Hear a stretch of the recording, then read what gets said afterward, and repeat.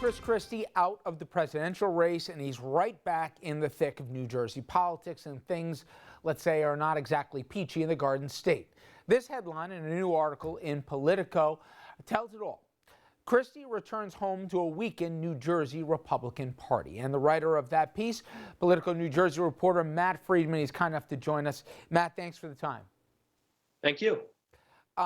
You say it all in your piece here, but from a basic math standpoint, every metric you look at isn't good. He's polling here around 30-something%. The Jersey political party, the GOP party's broke. Every recent election or poll that you look at, they're either losing seats here or projected to lose potentially even more. He's not coming back to exactly a warm embrace in New Jersey, is he? No, he's not. And you start with the fact that Republicans here are usually in the minority anyway. The amazing thing is that despite what started off as a very successful governorship for Governor Christie, they're in worse condition right now than they were even before he took office. And that condition wasn't good back then. It's at the point where even though Republicans are in a minority here, they do win the governorship here fairly frequently. But in 2 years, when Governor Christie's out of office, that may be an eternity in politics, but it's very hard to see Republicans holding on to the governorship when he's gone. You know, one of the things I did notice, though, was this governor has picked fights with other Republicans when he hasn't had to, namely Tom Kean Jr. And when there has been opportunities for people who've been very good to him, that have helped raise money for him, et cetera, he hasn't done the same, and he hasn't reciprocated other Republicans in need. As a consequence, there's such a thin bench here.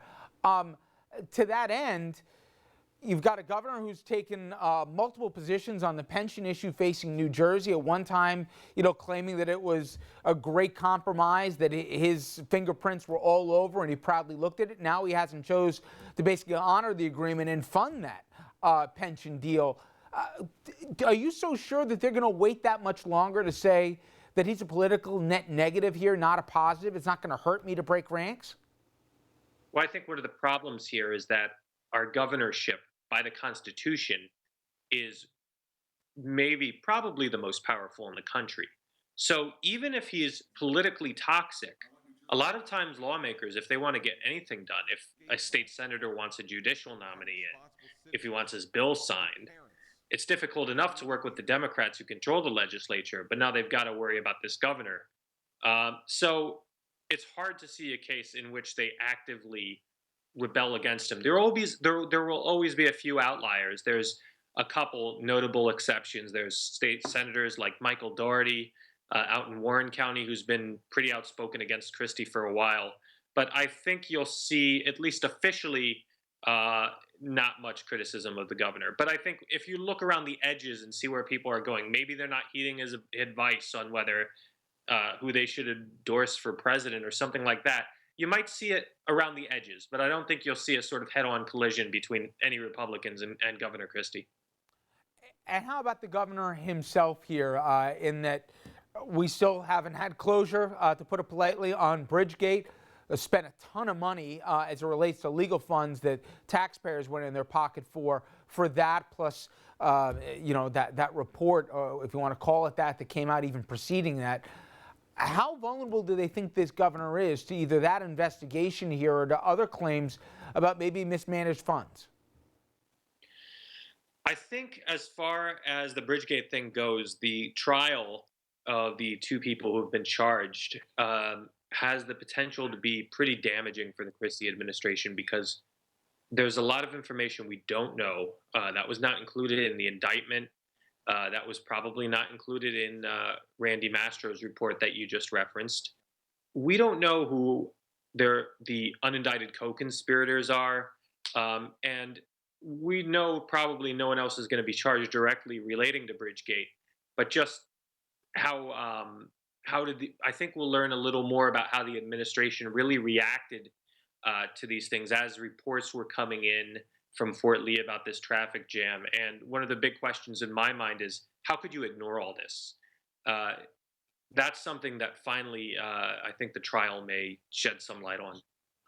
You have any ideas? I know, as you said, aptly so, 2 years, an eternity in politics, but Do you have any sense where Christie thinks his next play might be? Is he angling to get maybe a job in administration if a Republican gets elected in November? Where's his next political act, if there is a next political act for him?